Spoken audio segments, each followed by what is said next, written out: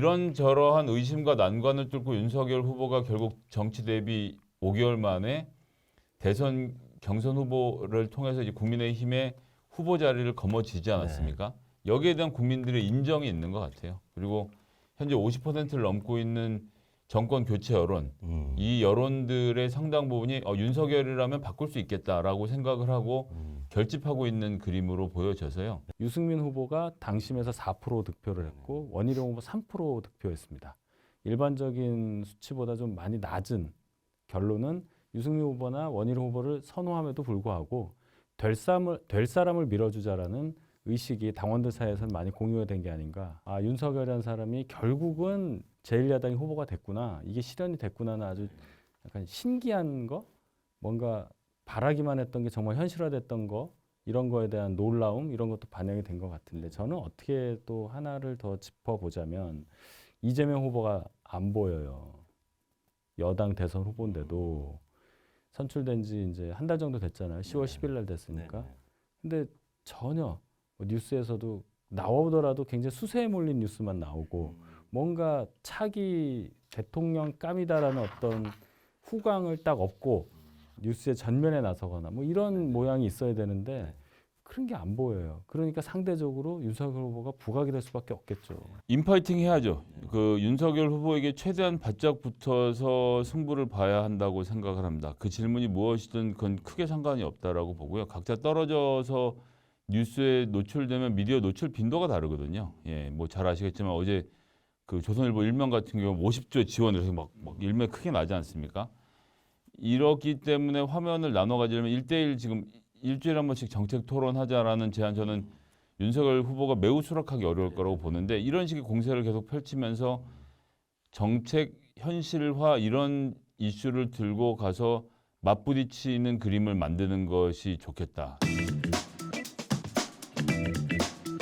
50조가 금액이 크다 하더라도 어떤 식으로든 재정을 마련해서 이렇게 하자. 그렇지 않으면 500만이 넘는 자영업자들이 이 절벽 같은 코로나 위기 이 상황에서 올라오기가 되게 어렵다고 판단을 하는 거예요. 그러면 이분들에 대한 재정 지출이 앞으로 더 늘어날 거란 말이에요. 그대로 두었을 경우에.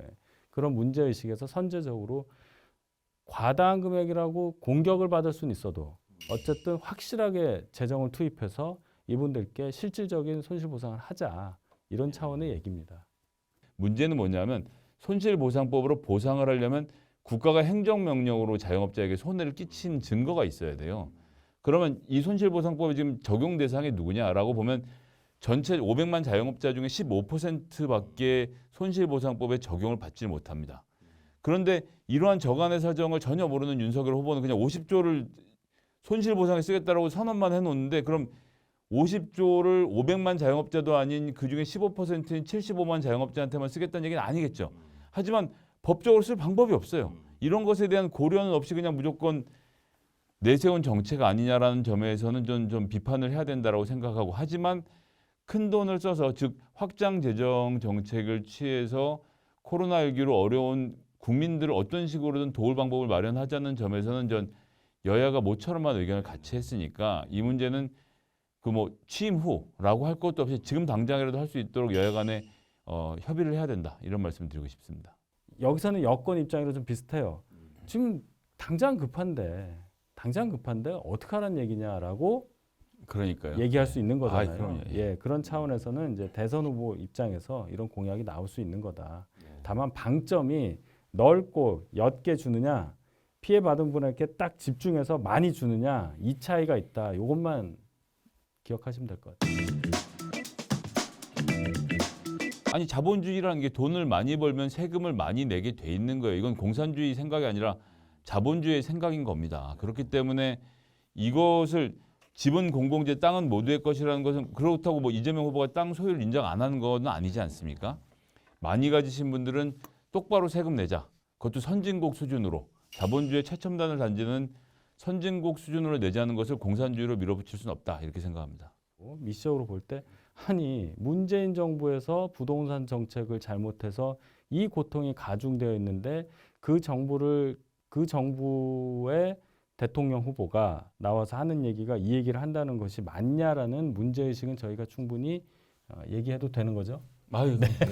그런 차원에서 예, 저희가 예. 얘기를 한 건데 네네. 그래서 이제 앞뒤가 좀 바뀐 거 아니냐. 그래서 그동안 공급 주도의 주택 정책을 하지 않고 자꾸 막 세금으로만 누르려고 하고 가격 통제를 하려고 하고 했었던 이 문재인 정부의 정책에 대한 반성 또는 거기에 대해서 어떻게 그것을 무마하겠다는 얘기 없이 바로 그냥 이렇게 나가니까 저희가 좀 뜬금없어서 그런 얘기를 하는 거예요.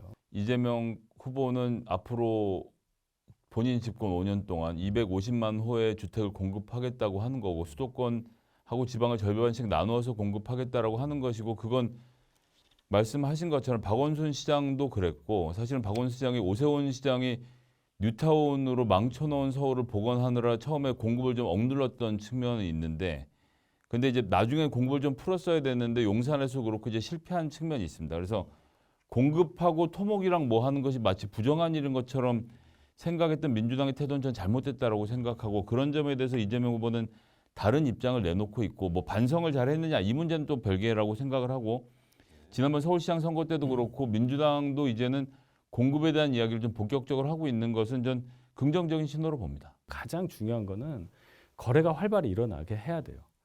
가진 사람 더 오를 것 같아서 못 파는 것도 있고 양도세 뭐 이런 것 때문에 팔면 내가 돈 낼 세금이 없다 이거 남는 게 없다 이래서 안 파는 사람들도 많거든요.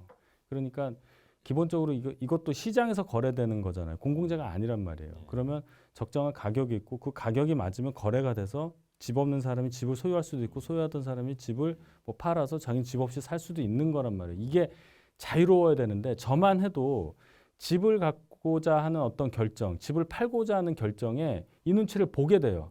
앞으로 집값이 오를까? 내릴까?